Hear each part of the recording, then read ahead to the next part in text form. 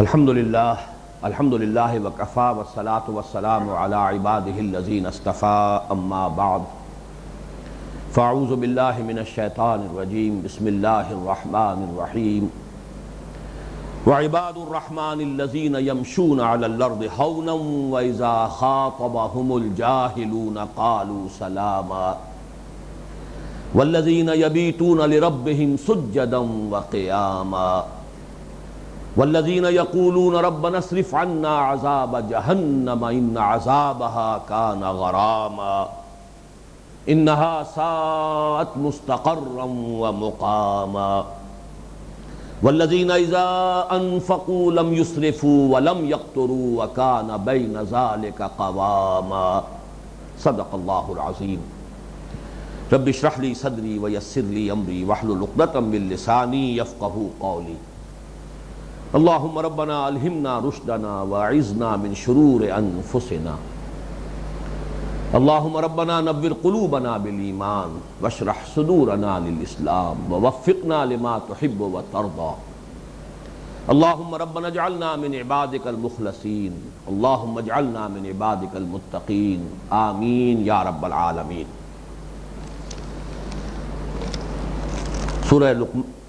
سورۃ الفرقان کے آخری رکوع کی 17 آیات کے مضامین کا تجزیہ میں کر چکا ہوں، اور ہم ان 5 آیات کا مطالعہ کر رہے تھے کہ جن میں بندہ مومن کی ایک میچور شخصیت، پوری طرح تعمیر شدہ سیرت، اس کے خد و خال کیا ہے، جن میں سب سے پہلا وصف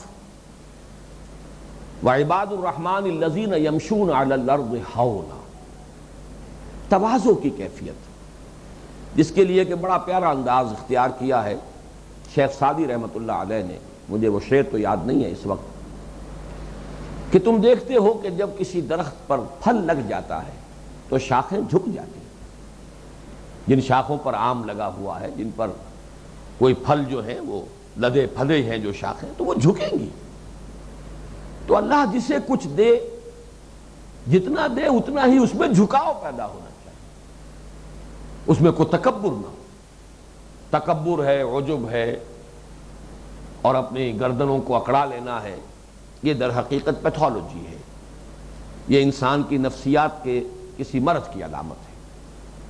اسی میں میرا خیال تھا کہ میں آپ کو یہ عبدیت کا جو مقام ہے، جو حضور صلی اللہ علیہ وسلم کی ایک دعا میں آیا ہے، اور یہ دعا جو میرا بنیادی کتابچہ ہے اس تحریک تعلیم و تعلم قرآن کا اور دعوت رجوع القرآن کا، مسلمانوں پر قرآن مجید کے حقوق، اس کے آخر میں خوبصورت کتابت کے ساتھ، بڑی عمدہ سیٹنگ کے ساتھ یہ دعا دی گئی ہے۔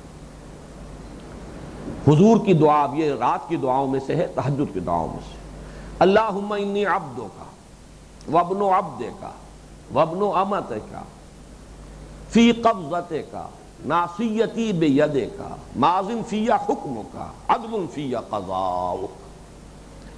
اے اللہ، میں تیرا بندہ ہوں، میرا باپ بھی تیرا ایک ادنا غلام تھا، میری ماں بھی تیری ایک ادنا کنیز تھی، میں ہمتن تیرے قبضہ قدرت میں ہوں، میری پیشانی تیرے ہاتھ میں ہے، میرے پورے وجود میں تیرا ہی حکم جاری و ساری ہے، میرے ہر معاملے میں تیرا فیصلہ مبنی بر عدل ہے، جو فیصلہ تو کرتا ہے صحیح کرتا ہے، عدل اور انصاف پر مبنی کرتا ہے۔ یہ ہے وہ رشتہ، عبدیت کا رشتہ۔ اللہم انی عبدک وابن عبدک وابن امتک فی قبضتک ناصیتی بیدک ماضٍ فی حکمک عدل فی قضاؤک۔ یہ کیفیت جو ہے عبد الرحمن کی، یہ کیفیت سب سے پہلی، سب سے نمایاں۔ اب اسی آیت میں دوسرا وصف وَإِذَا خَاطَبَهُمُ الْجَاهِلُونَ قَالُوا سَلَامًا، جب ان سے الجھتے ہیں، مخاطب ہوتے ہیں جاہل۔ جاہل کے لفظ کو نوٹ کر لیجئے، اردو میں اس کا مفہوم ہے ان پڑھ آدمی، غیر تعلیم یافتہ انسان جاہل کہلاتا ہے۔ عربی میں یہ مفہوم اس کا نہیں ہے۔ یہ عاقل اور حلیم متبع انسان کے مقابلے میں لفظ جاہل ہے۔ ایک انسان وہ ہے کہ جو عقل کے تحت چل رہا ہے، بات سمجھ کر کرتا ہے، دوسرے کی بات بھی سمجھنے کی کوشش کرتا ہے، جو فیصلہ کرتا ہے اس کو تول کر اس کے پروز اینڈ کونس کو صحیح طور پر جانچ پرکھ کر کوئی قدم اٹھاتا ہے۔ پھر یہ کہ کوئی کسی طرف سے کوئی زیادتی ہو گئی ہے تو بھی اس پر فوراً ریئیکٹ نہیں کرتا، بلکہ سوچتا ہے، اس کا ریئیکشن بھی جو ہے وہ کیلکولیٹڈ ہوتا ہے، گارڈڈ ہوتا ہے۔ اسے آپ کہیں گے یہ ایک عاقل انسان ہے، یہ ایک حلیم الطبع انسان ہے۔ اور جو ان اوصاف سے محروم ہے، جذباتی انسان، فوراً غصے میں آ جانے والا، بھڑک اٹھنے والا، پھر یہ کہ بجائے عقل کے اپنی خواہشات، جذبات، شہوات کی پیروی کرنے والا، وہ جاہل ہے۔ تو وہ لوگ کہ جو ان صلاحیتوں کے ہیں، ان اوصاف کے حامل ہیں، وہ جب ان سے الجھتے ہیں تو یہ عبد الرحمن، یہ عباد الرحمن ان سے الجھتے نہیں ہیں، بلکہ سلام کہہ کر بڑی شائستگی سے رخصت ہو جاتے ہیں۔ یہاں پھر میں وہ لفظ استعمال کر رہا ہوں، یہ بہت میچور مزاج کی بات ہے، ورنہ بسا اوقات ایسا ہوتا ہے کہ ایک شخص جو ہے وہ اپنی جوش تبلیغ میں اور جو بھی تھوڑا بہت کچھ حاصل ہو گیا ہے اس کی بنا پر اب وہ خدائی فوجدار بنا ہوا سر پر سوار ہے، کوئی بات سننا چاہتا ہے یا نہیں سننا چاہتا ہے اس کی پرواہ کیے بغیر وہ ضرور اپنی بات سنانے کے اوپر مصر ہے، اور پھر کہیں اگر کوئی آرگومنٹ ہو گیا ہے تو الجھا ہوا ہے اور بحثم بحثا منہ سے جھاگ نکل رہے۔ یہ در حقیقت ایک انگھڑ شخصیت ہے، غیر مہذب شخصیت ہے۔ مہذب انسان وہ ہوگا جس میں اگر یہ جذبہ تبلیغ تو ہونا چاہیے، حق کی بات کہنے کا مادہ ہونا چاہیے، تواصوا بالحق و تواصوا بالصبر، لیکن اس میں حلم ہو، اس میں حکمت ہو۔ جیسے کہ کوئی باغبان ہے، کاشتکار ہے، وہ دیکھتا ہے کہ موسم بھی صحیح ہے، زمین بھی تیار ہو گئی ہے، اب بیج ڈالا جائے، ورنہ بغیر ان چیزوں کا لحاظ کیے وہ بیج بھی آپ ڈال دیں گے، بیج بھی ضائع ہو جائے گا۔ تو ایک تبلیغ کے اندر بھی چنانچہ اسی ضمن میں آیا ہے، حضور صلی اللہ علیہ وسلم پر بھی جب غلبہ ہوتا تھا اس تبلیغ کا اور جذبے کا، تو بہرحال ظاہر بات ہے، معاذ اللہ ثم معاذ اللہ یہ نہ سمجھیے گا کہ اس طرح کا کوئی طرز عمل حضور کا ہوتا تھا، لیکن یہ کہ اس کیفیت کا ایک غلبہ جو ہے اس کا ایک تذکرہ قرآن مجید میں ہے، سورہ یونس کی آیت نمبر 99 میں، افانت تکرہ الناس حتی یکونوا مؤمنین، اے نبی کیا آپ لوگوں کو مجبور کر دیں گے کہ وہ ایمان لے آئے؟ یعنی آپ کا کام ہے حق کو بیان کر دینا، یہ ضرور دیکھیے کہ ایسا نہ ہو کہ آپ کے بیان میں کوئی کمی رہ گئی، اس پر تو انسان غور کرتا رہے کہ میری طرف سے وضاحت میں کوئی کمی تو نہیں رہ گئی، میری کوشش میں کوئی کمی تو نہیں ہے، اگرچہ فیصلہ کرنا مشکل ہو جاتا ہے۔ یہ بھی در حقیقت ان چیزوں میں سے ہے جو میں بار بار کہتا رہا ہوں کہ اس دنیا میں بھی انسان جو ہے وہ معتدل راستہ جسے ہم کہتے ہیں وہ آسان نہیں ہے، معتدل روش اختیار کرنا، یہ بھی آگے آ جائے گا آج ہی کے درس میں کہ بڑی میچور شخصیت کی ضرورت ہوتی ہے، متوازن اور معتدل روش اختیار کرنا۔ بسا اوقات فیصلہ کرنا مشکل ہو جاتا، ذرا سا ادھر ہو جائیں تو تکبر شمار ہوگا، ذرا سا ادھر ہو جائیں تو انسان جو ہے گویا کہ اس میں عزت نفس نہیں ہے، تو وہ کیفیت ہو جائے گی، بے غیرتی بے حمیتی پیدا ہو جائے گی، درمیان میں رہنا آسان کام نہیں۔ لیکن یہ کہ بہرحال ایک جو بھی ایک فریضہ ہے اس کو سمجھنا چاہیے کہ ہمارے ذمے لوگوں کو راہ راست پر لے آنا نہیں ہے، یہ تو اللہ کے اختیار میں ہے، انک لا تہدی من احببت ولکن اللہ یہدی من یشاء، اس کا اختیار اللہ کے ہاتھ میں ہے۔ وہ تو جیسا کہ حدیث میں آیا ہے کہ تمام انسانوں کے دل اس کی 2 انگلیوں کے مابین ہے، وہ تو جدھر چاہے پھیر دے، اس کا اختیار ہے۔ لیکن باقی ایک داعی، ایک مبلغ، داعی الخیر، اس کا کام ہے بات کو واضح کرنا، اور اس میں حکمت کی ضرورت ہے، لوگوں کی آمادگی بھی دیکھے، جب دیکھے کہ اس وقت یہ بحثم بحثا میں آ گیا ہے، ضد میں آ گیا، زدم زدہ میں آ گیا، سلام کیجئے کہ بھائی اس وقت میری سمجھ میں آپ کی بات نہیں آ پا رہی ہے، کچھ میری بات آپ کی سمجھ میں نہیں آ رہی ہے، تو ہم پھر کسی اور وقت بات کریں گے، اس وقت جو ہے زیادہ بحث کا فائدہ نہیں۔ یہ ہے وہ میچور شخصیت۔ دعوت و تبلیغ میں بھی اس حکمت کو اگر پیش نظر نہ رکھا جائے تو یہ کاؤنٹر پروڈکٹیو ہوتا ہے، بجائے فائدے کے نقصان ہو جاتا ہے۔ وعباد الرحمن الذین یمشون علی الارض ہونا واذا خاطبهم الجاہلون قالوا سلاما. بڑا پیارا انداز ہے. علیحدہ ہونے کا انداز بھی شائستگی کا ہو تاکہ دوبارہ ملنے کا موقع رہے. لٹ مار کر علیحدہ ہوں گے تو دوبارہ نہیں مل سکیں گے.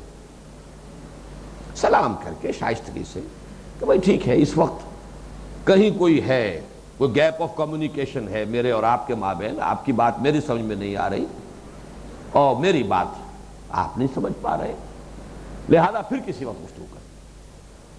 تو اس کے لیے یہ ہے کہ آئندہ اس کے موقع جو ہے برقرار رہے بات کرنے کا.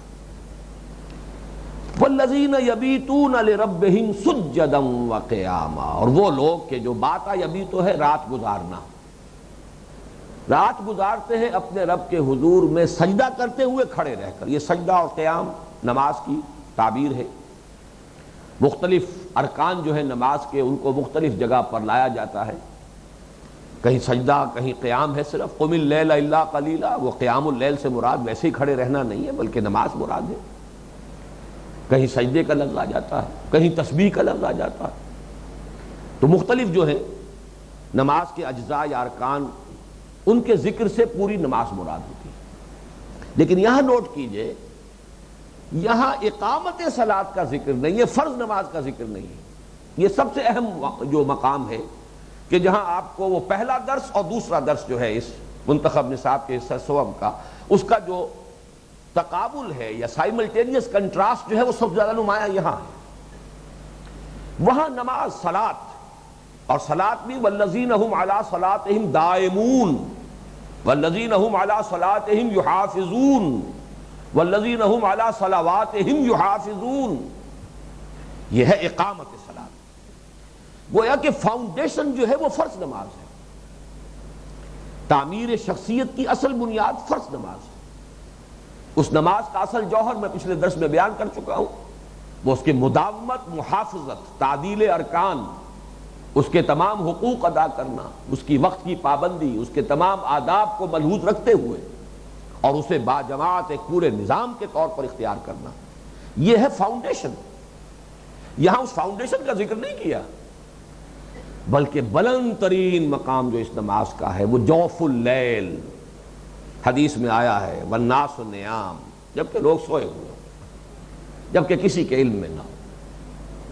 تم ہو اور تمہارا رب ہو اور تمہارا راز و نیاز ہو اور تمہاری آپس میں مناجات ہو، انائے صغیر انائے کبیر کے روبرو ہو، ہم کلام ہو. یہ رات کے وقت والذین یبیتون لربہم سجدا وقیاما. اس میں البتہ ایک احتیاط کی ضرورت ہے. نماز جب فرض ہوئی ہے وہ ہے سن 11 نبوی، ہجرت سے 1-1.5 سال 2 سال قبل. اس سے پہلے ان مکی صورتوں میں جو نماز کا ذکر آتا ہے خاص طور پر اس انداز میں سورہ مزمل میں قم اللیل الا قلیلا نصفہ او انقص منہ قلیلا وزد علیہ ورتل القرآن ترتیلا، تو ایک عدم توازن عام قاری کے ذہن میں پیدا ہو جاتا ہے کہ وہ فرض نماز کا پورا نظام اور پھر یہ نظام بھی پورا کا پورا سمجھتا ہے کہ شاید یہ دونوں چیزیں مطلوب ہیں برابر کے درجے میں. ایسا نہیں ہے. جب یہ چیزیں آ رہی تھی فرض نماز نہیں تھی. جب فرض نماز آئی ہے اس کیفیت میں تخفیف کر دی گئی. ان ربک یعلم انک تقوم ادنی من ثلثی اللیل ونصفہ وثلثہ وطائفۃ من الذین معک واللہ یقدر اللیل والنہار علم ان لن تحصوہ فتاب علیکم فاقرؤوا ما تیسر من القرآن علم ان سیکون منکم مرضی وآخرون یضربون فی الارض یبتغون من فضل اللہ وآخرون یقاتلون فی سبیل اللہ فاقرؤوا ما تیسر منہ واقیموا الصلاۃ وآتوا الزکاۃ. یہ ہے اصل انداز. ان دونوں کو آپ برابر رکھیں تو پھر تو خالص پھر خانقاہی نظامی رہ جائے گا، پھر کوئی اور کام کرنے کے قابل انسان نہیں رہے گا. یہی عدم توازن ہے در حقیقت کے جو پھر یکرخی شخصیتوں کو وجود میں لاتا ہے. جب سورہ مزمل نازل ہوئی ہے ابھی نماز پنجگانہ کا کوئی وجود تھا ہی نہیں. وہ تو صرف رات ہی کا قیام تھا، قیام اللیل تھا. وہ پوری رات، آدھی رات، تہائی رات، 2 تہائی رات. لیکن رفتہ رفتہ 2 نمازیں کر دی گئی. صبح و شام کا معاملہ کیا کرو، کچھ رات، کچھ صبح اور کچھ شام. پھر آگے اقیم الصلاۃ لدلوک الشمس الی غسق اللیل وقرآن الفجر ان قرآن الفجر کان مشہودا ومن اللیل فتہجد بہ نافلۃ۔ اب لفظ تہجد آیا ہے۔ تہجد ایک معین نماز ہوگی، اگرچہ جوف اللیل میں نصف شب گزر چکی ہو تب انسان اٹھے اور وہ نماز ادا کرے اور پھر سو جائے۔ یہ نہیں کہ اس کو آپ نے بس صرف فجر کے ساتھ ایک ضمیمہ بنا لیا، وہ تہجد نہیں ہے۔ وہ نوافل تو ہو گئے، اضافی شے ہے، ذکر ہے اللہ کا، فائدے سے خالی نہیں، برکات سے خالی نہیں، لیکن اصل تہجد وہ نہیں ہے، وہ یہ بالکل ایک علیحدہ ہے۔ اور وہ پھر اب ایک معین نماز ہے جس کے بارے میں آتا ہے کہ حضور کی تہجد 8 رکعتیں ہوتی تھی، 8 تہجد کی اور پھر 3 اس کے اوپر وتر، 11 رکعتیں آپ کا معمول تھا۔ تو یہ پھر ایک نماز بنی علیحدہ۔ یہاں جو ہے والذین یبیتون لربہم سجدا وقیاما، وہ لوگ جو پوری رات بسر کرتے ہیں۔ پوری رات کا بھی مطلب یہ نہیں ہے کہ پوری رات ہی نماز میں ہو، کچھ دیر نماز پڑھی پھر تھوڑی دیر آرام کر لیا، پھر ہڑبڑا کر اٹھا انسان، اس لیے کہ جب کوئی دھن سوار ہوتی ہے تو پھر وہ گہری غفلت کی نیند نہیں آتی، پھر جاگتا، پھر کھڑا ہوا، پھر اپنے رب کو یاد کیا، پھر کچھ گڑ گڑایا، پھر کچھ راز و نیاز ہے، پھر کچھ مناجات ہے، پھر طبیعت کے اوپر جو ہے اب ایک جو استراحت کا جو ایک تقاضا ہے پھر پیدا ہوا، پھر تھوڑی دیر سو گئے۔ اور یہ بڑی تفصیل سے میں بیان کر چکا ہوں، سورہ آل عمران کی جو آخری رکوع کی آیات نازل ہوئی ہیں اس شب یہ کیفیت بڑی شدت کے ساتھ حدیث میں آیا ہے، پوری رات آپ کی یہ کیفیت رہی۔ تو جب باتا یبیتوں سے مراد یہ نہیں ہے کہ پوری رات بسر کی جائے، بلکہ وقفے وقفے سے آدمی گویا کہ ایک دھن سوار ہے، ایک لگن لگی ہوئی ہے دل کو کہ جو غفلت کی نیند کی طرف جانے نہیں دے رہی۔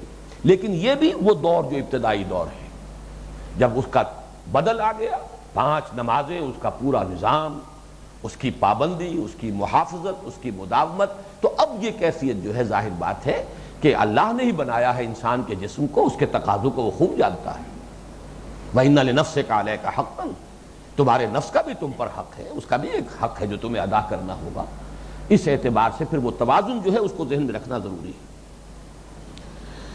والذین یبیتون لربہم سجدا وقیاما والذین یقولون ربنا اصرف عنا عذاب جہنم، اور وہ لوگ کہ جو کہتے ہیں کہ اے رب ہمارے دور کر دے ہم سے، پھیر دے ہم سے جہنم کے عذاب کو، ان عذابہا کان غراما، یقیناً اس کا عذاب لاگو ہو جانے والی، اصل میں غرام اور مغرم کا لفظ آتا ہے تاوان، کسی کے اوپر کوئی چٹی پڑ گئی، بھگتنی ہی ہے، اب اس سے کوئی رستگاری نہیں ہے، کوئی اس سے جو ہے انسان کسی طریقے سے مفر نہیں حاصل کر سکتا، تو غرامہ لاگو ہو جانے والا۔ اور یہ جو اس رکوع کا اور اس سورت کا آخری لفظ ہے فقد کذبتم فسوف یکون لزاما، لزاما غراما تقریباً مترادف الفاظ ہے، لازم ہو جانے والی شے، چمٹ جانے والی شے، لاگو ہو جانے والی شے، پیچھا نہ چھوڑنے والی شے،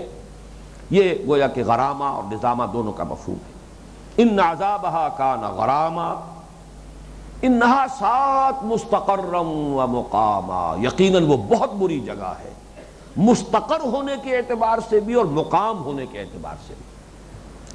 اب اس میں نوٹ کیجئے، میں نے اس کو اس میچور شخصیت، دل آویز شخصیت کے اوصاف میں شمار نہیں کیا ہے، اس لیے کہ یہ تو بنیادی شے تھی، جیسے کہ ہم سورہ معارج میں ہم دیکھ چکے ہیں، اس کی جو آیات ہیں ہمارے پہلے سبق کی، والذین یصدقون بیوم الدین والذین هم من عذاب ربہم مشفقون ان عذاب ربہم غیر معمول، یہ تو وہی بات ہے، تذکرہ ہو رہا ہے عمل کے ضمن میں، اس لیے کہ ایمان بالآخرت اصل محرک ہے عمل کا۔ یہ بارہا میں بیان کر چکا ہوں کہ ایمانیات ثلاثہ میں سے نظری، علمی، اصولی اعتبار سے اصل ایمان ایمان باللہ، قانونی، فقہی، شرعی اعتبار سے اصل ایمان ایمان بالرسالت، اخلاق اور عمل اور رویے پر اثر انداز ہونے کے اعتبار سے اصل ایمان ایمان بالآخرہ ہے۔ آخرت کا استحضار ہو اور باس پرس کا خیال رہے تو آدمی سیدھا رہے گا، تیر کی طرح سیدھا رہے گا، اور کسی وجہ سے یہ مسئولیت کا احساس ذہن سے نکل جائے تو پھر ایمان باللہ اور معرفت جو ہے یہ بھی ایک ذہنی لذت کی بات بن کر رہ جاتی ہے، اور ایمان بالرسالت جو ہے وہ بھی بس عشق عشق رسول کے پھر وہ دھندے اس سے پیدا ہوتے ہیں جو آج کل ہمارے معاشرے میں ہیں۔ عمل پیدا نہیں ہوتا اس سے، عمل پیدا ہوتا ہے آخرت سے، جب یہ احساس ہو کہ جواب دہی ہے، بدلہ مل کر رہنا ہے۔ تو چونکہ یہاں پہ وہ عملی کردار کا نقشہ کھینچا جا رہا ہے، لہذا اس کا ذکر تو ہے، لیکن میں نے جو گنتی کی تھی کہ 4 اوصاف شروع میں ہے اور 4 یا 3 بعد میں ہے، تو ان میں سے گنتی کر لیجئے کہ جو میچور شخصیت ہے، بندہ مومن کی پوری طرح تعمیر شدہ شخصیت کے دل آویزی کے جو پہلو ہیں، ان میں سب سے پہلا تواضع، وعباد الرحمن الذین یمشون علی الارض ہونا، دوسرا طبیعت میں حلم، وَإِذَا خَاطَبَهُمُ الْجَاهِلُونَ قَالُوا سَلَامًا، تیسرا رات کی نماز تہجد، وَالَّذِينَ يَبِيتُونَ لِرَبِّهِمْ سُجَّدًا وَقِيَامًا، چوتھی بات آگے آئے گی۔ یہاں درمیان میں آخرت کا تذکرہ، جہنم کا تذکرہ، لیکن یہاں ذرا نوٹ کیجئے کہ اسلوب وہ ہے کہ جو اور کسی جگہ نہیں ہے قرآن میں۔ جہنم اتنی بری شے ہے، اتنی بری شے ہے، اتنی بری شے ہے کہ مستقل ڈیرا وہاں لگ جائے تو خیر جو ہوگا سو ہوگا ہی، اگر ایک لہجے کے لیے بھی انسان داخل کر دیا جائے تو اس کی ساری شدت، اس کی ساری ہولناکی ظاہر ہو جائے گی۔ یہ ہمارا جو تصور ہے عام طور پر دنیا میں وہ یہ ہے، اچھی سے اچھی جگہ ہو، آپ مستقل وہاں ٹھہریں گے، دل بھر جائے گا، کوئی رعنائی نہیں رہے گی۔ کشمیر میں رہنے والوں سے پوچھئے وہاں کوئی حسن ہے؟ وہاں کی مصیبتیں گنوائیں گے وہ۔ آپ سوات کی سیر کرنے جاتے ہیں، آپ کو حسن نظر آتا ہے، جو وہاں رہتے ہیں ان سے پوچھئے وہاں کیا ہے۔ لہذا کسی جگہ بھی مستقل قیام ہو تو اچھے سے اچھا مقام جو ہے اس میں بھی کوئی حسن اور رعنائی نہیں رہے گی، اور برے سے بری جگہ پر بھی تھوڑی دیر کے لیے جائیں گے تو چینج کی وجہ سے ریکریشن ہو جاتی ہے۔ آپ ٹمبکٹو چلے جائیے، وہاں بھی چینج ہو جائے گی، کسی صحرائے اعظم میں تھوڑی دیر کے لیے جانا ہو تو وہ بھی سیر ہو جائے گی، کہیں بھی چلے جائیں تو چینج جو ہے وہ خود ایک ریکریشن ہے۔ اب اس رکوع میں آپ دیکھیں گے آخر میں آئے گا جنت کے بارے میں، حسنت مستقرا و مقاما، وہ اتنی اچھی جگہ ہے کہ ہمیشہ رہنے والوں کو ابھی دل کبھی اکتائے گا نہیں، اس کے حسن میں، اس کی رعنائی میں، اس کی دلچسپیوں میں، اس میں کوئی کمی نہیں آئے گی۔ اور جہنم اتنی بری جگہ ہے، اتنی بری جگہ ہے کہ ایک لحظے کے لیے بھی، اگرچہ یہاں کوئی سوال نہیں ہے کہ ایک لحظے میں کے لیے داخل ہونے کا کوئی معاملہ ہے یا نہیں ہے، لیکن یہ اس کا تقابل ہے، کنٹراسٹ ہے۔ 7 مستقرا و مقاما، حسنت مستقرا و مقاما، یہ تو بہت ہی بری جگہ ہے مستقل جائے قرار ہونے کے اعتبار سے بھی اور عارضی قیام گاہ ہونے کے اعتبار سے بھی، اور وہ بہت ہی عمدہ جگہ ہے عارضی قیام کے اعتبار سے بھی اور مستقل قیام کے اعتبار سے۔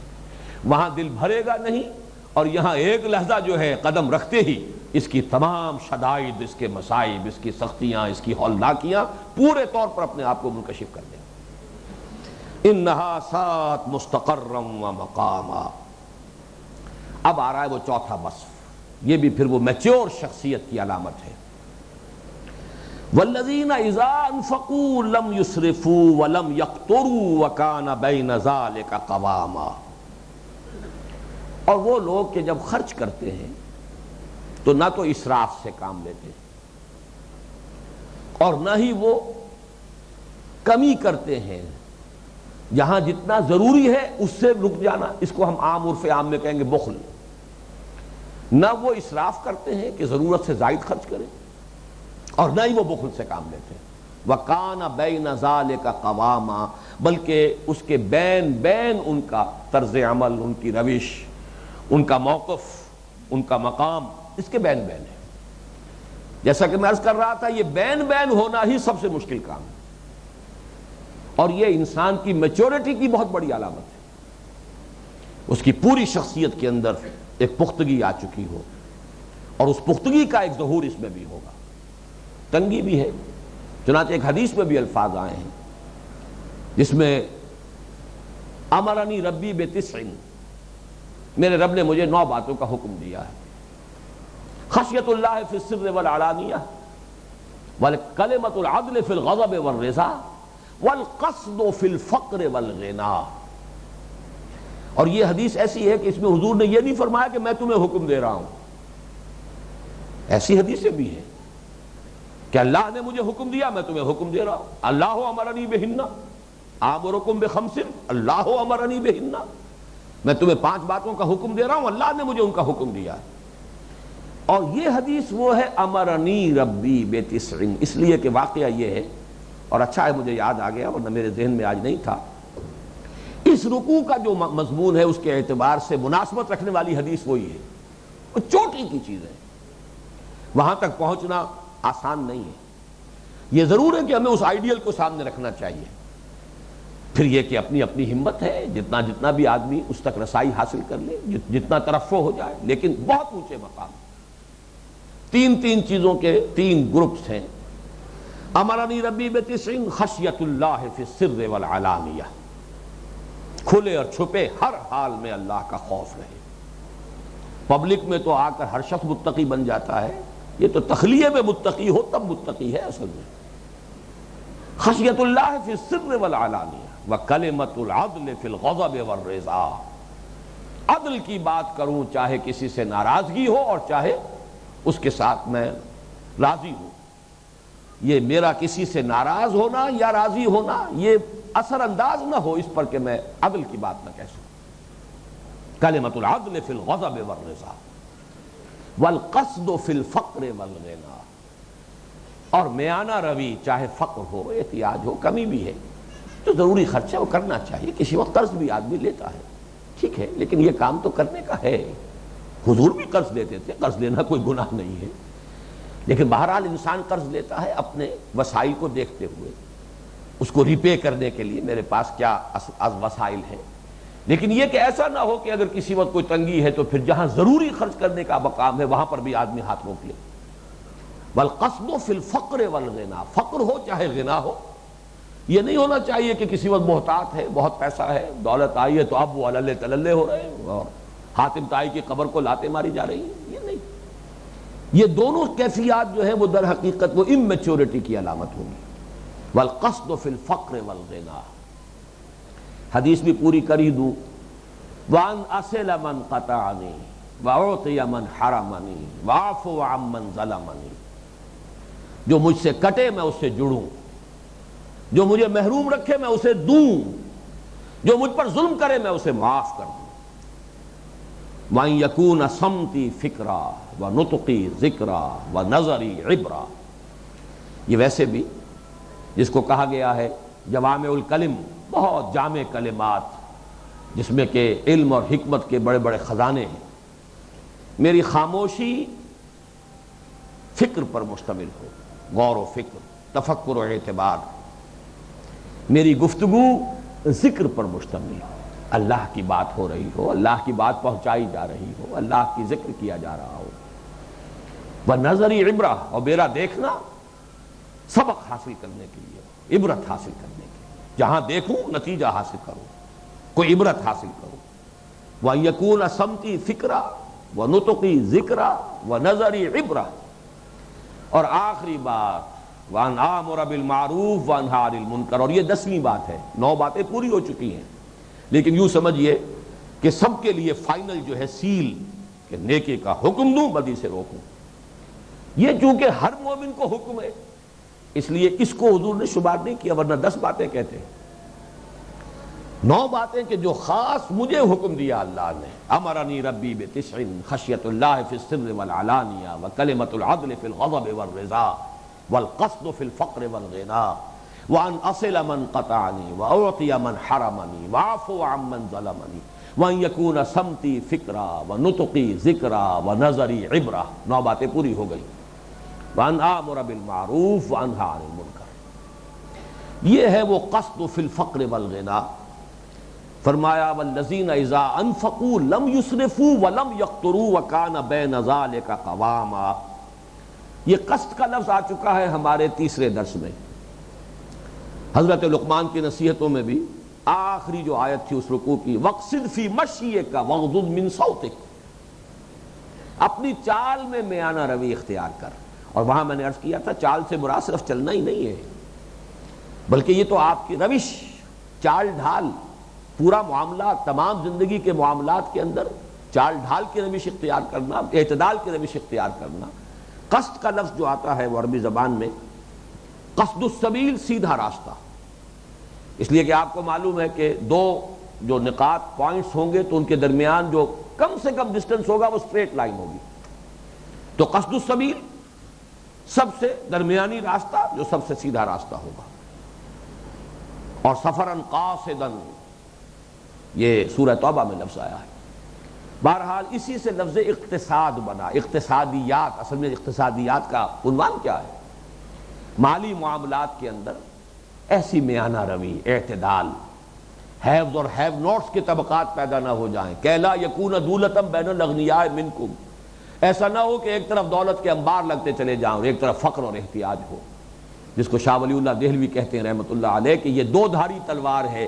جس معاشرے میں تقسیم دولت کا نظام غیر منصفانہ ہو جاتا ہے دونوں طرف نقصان ہے. جدھر ارتکاز دولت ہوگا عیاشیاں ہوں گی، بدماشیاں ہوں گی، اللے تللے ہوں گے، معاشرے کو گویا کہ یہ کینسر لگ جائے گا. اور دوسری طرف فقر ہوگا، احتیاج ہوگی، بھوک ہوگی. اس کے نتیجے میں کاد الفقر وان یکون کفرا، حدیث کے الفاظ ہیں. فقر تو کفر کے قریب تک انسان کو لے جاتا ہے، یہ احتیاج جو ہے انسان کو کفر تک پہنچا دیتا ہے. تو دونوں طرف سے یہ جو غیر منصفانہ تقسیم دولت کا نظام ہے ادھر سے بھی کاٹ رہی ہے، ادھر سے بھی کاٹ رہی ہے. اس میں ایک لفظ جو آیا اسراف، اس کو بھی سمجھ لیجئے. لم یسرفوا ولم یقتروا. اسراف کہتے ہیں کسی ضرورت کی جگہ پر ضرورت سے زیادہ خرچ کرنا. اس کے برعکس ایک لفظ ہے تبذیر. ویسے عام طور پر جوڑ کر جیسے کہ ہماری گفتگوؤں میں، تحریر و تقریر میں الفاظ کو، مترادفات کو جمع کرنے کا رجحان ہوتا ہے اسراف و تبذیر، لیکن یہ بالکل سینونیمز نہیں ہیں، بالکل ہم معنی اور مترادف نہیں ہیں. اسراف ہے جائز ضرورت میں ضرورت سے زائد خرچ کرنا. انسان کی غذا اس کی ضرورت ہے، لیکن یہ کہ جتنی غذا سے انسان کی ضرورت پوری ہو جائے، اس سے زائد غذا جو ہے اسراف ہے. ایک سالن روٹی سے گزارا ہو سکتا ہے، کئی کورسز اور کئی ڈشز، یہ اسراف ہے. کپڑے انسان کے لیے ضروری ہیں، چند جوڑوں سے بھی گزارا ہوتا ہے، لیکن پورے وارڈ روز کے بعد وارڈ روز بھرتے چلے جائیں، یہ اسراف ہے.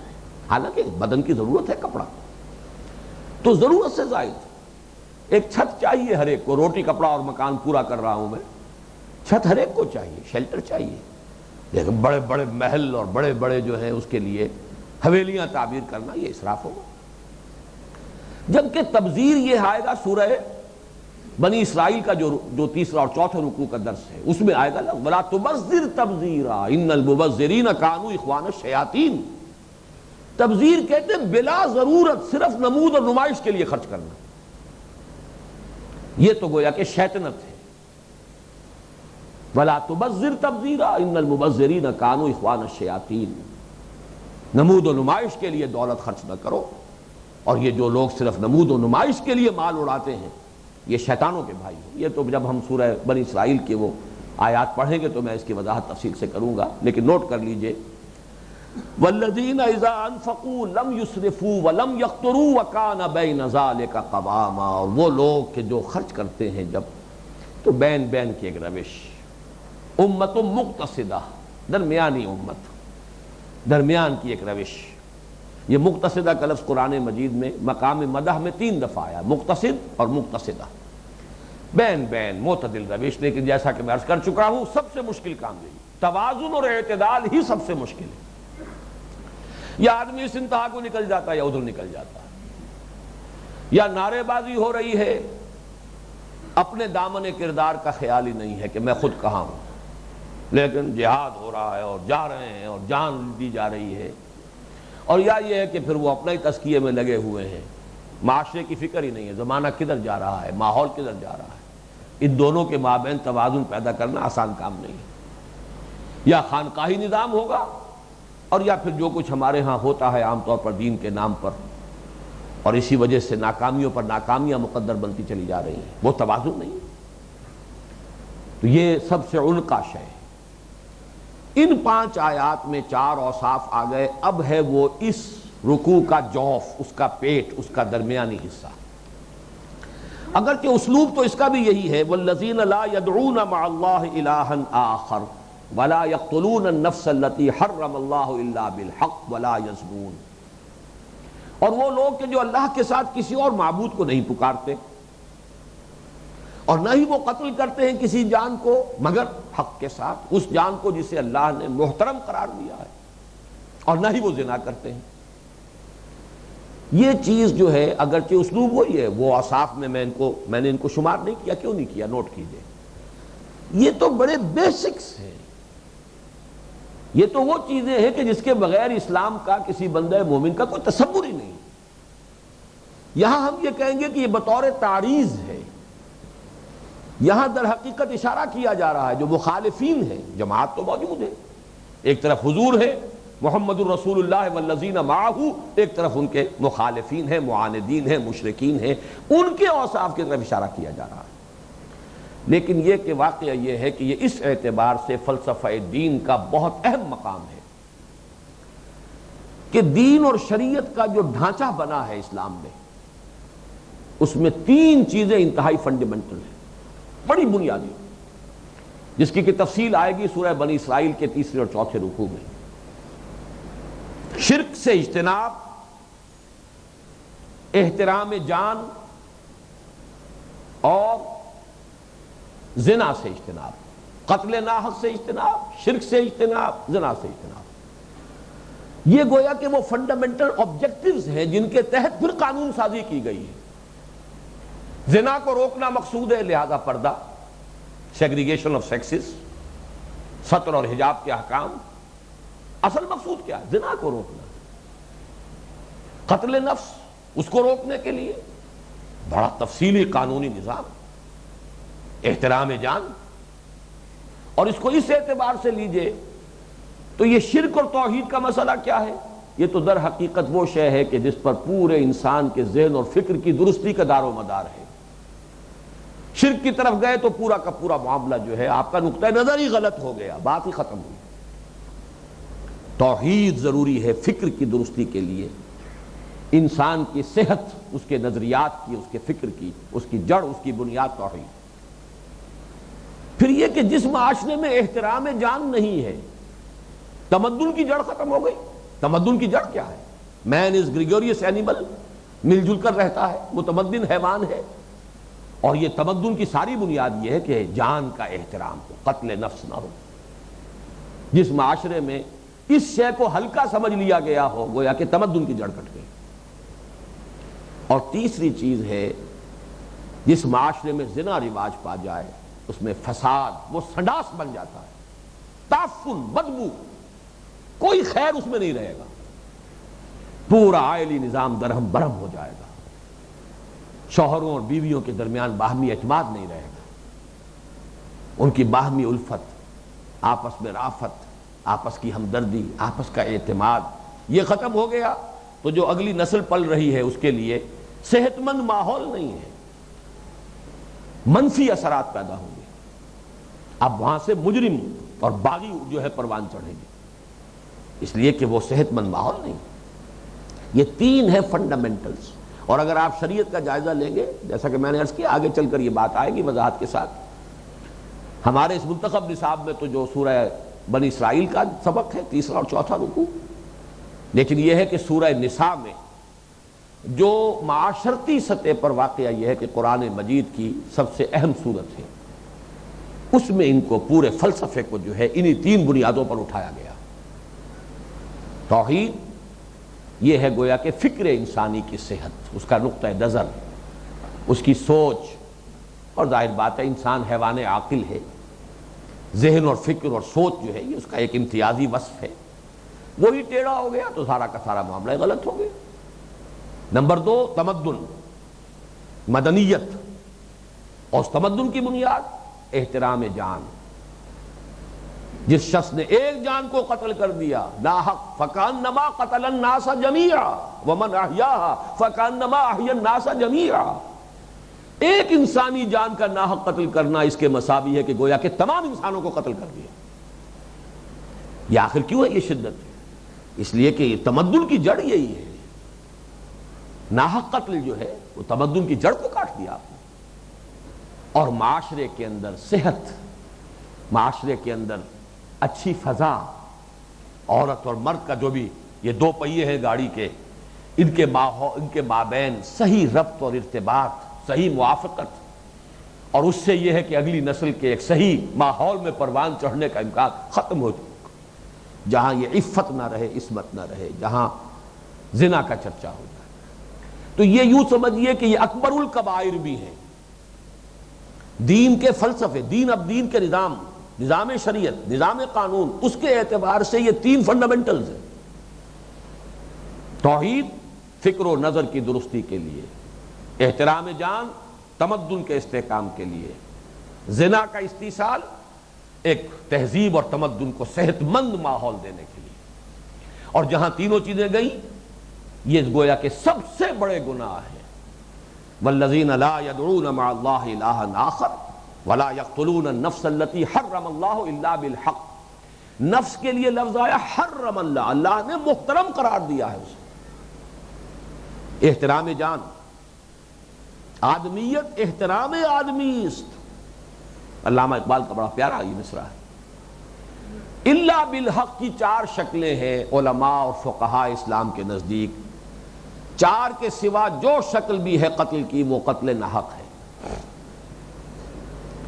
نمبر ایک، قتل عمد میں قصاص کے طور پر اگر مقتول کے ورثاء معاف کرنے کو تیار نہ ہو قاتل کو، اور نہ دیت لینے کے لیے تیار ہوں، خوب بہا لینے کے لیے تیار ہوں، بلکہ جان کے بدلے جان پر مصر ہو، تو قتل ہو جائے۔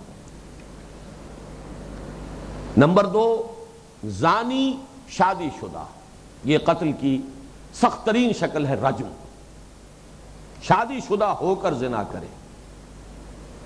نمبر تین، اسلامی ریاست میں مرتد، اس لیے کہ یہ در حقیقت اس ریاست کی جڑوں کو کھودنے والی بات ہے۔ اسلامی ریاست آئیڈیولوجیکل سٹیٹ ہے، اس کی بنیاد جو ہے وہ اسلام پر قائم ہے، اور یہ اس کی جو بنیادوں کو کھودنے کے لیے ایک حربے کے طور پر استعمال کیا جا سکتا ہے، لہذا یہ تیسری شکل ہے قتل مرتد اسلامی ریاست میں۔ اور چوتھی شکل ہے کسی کافر کا قتل اگر وہ حربی ہے، وار ڈکلیئرڈ ہو اور کافر، جس کے خلاف جنگ کا اعلان ہے، یہ نہیں کہ جس کافر کو جہاں چاہ پکڑ کے قتل کر دیا، یا اگر کوئی کافر غیر مسلم مسلمان ریاست میں ذمی کی حیثیت سے ہے تو اس کو قتل کر دیا۔ ذمی کی جان بھی اتنی ہی محترم ہے جتنی مسلمان کی جان، اس کے لیے ظاہر بات ہے وہ مرتد والا مسئلہ بھی نہیں رہے گا، لیکن یہ کہ بارہ وہ تو ہے ہی پہلے سے غیر مسلم، اس اعتبار سے گویا کہ اس کو زیادہ حفاظت جان حاصل ہے ایک اسلامی ریاست میں غیر مسلم ذمی کو۔ تو ان چار شکلوں کے علاوہ جو بھی پانچویں صورت ہوگی وہ قتل نفس ہے بغیر حق۔ ولا يقتلون النفس التي حرم اللہ الا بالحق ولا يزنون، اور نہ ہی وہ زنا کرتے ہیں۔ ومن يفعل ذلك يلقى اثاما، جو یہ حرکت کرے گا وہ اس کی پاداش کو پہنچ کر رہے گا، اس کی سزا لا محالہ مل کر رہے گی۔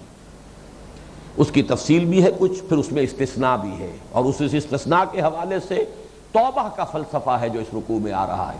یہ درمیانی جو چار آیات ہیں جنہیں میں نے عرض کیا ہے کہ دین کے فلسفے اور نظام دین کی اساسات کے اعتبار سے بہت اہم مضمون ہے۔ ابھی اس کا صرف آغاز ہوا ہے، اگلی نشست میں اسے ہم جاری رکھیں گے۔ بارک اللہ لی ولکم فی القرآن العظیم ونفعنی وإیاکم بالآیات والذکر الحکیم۔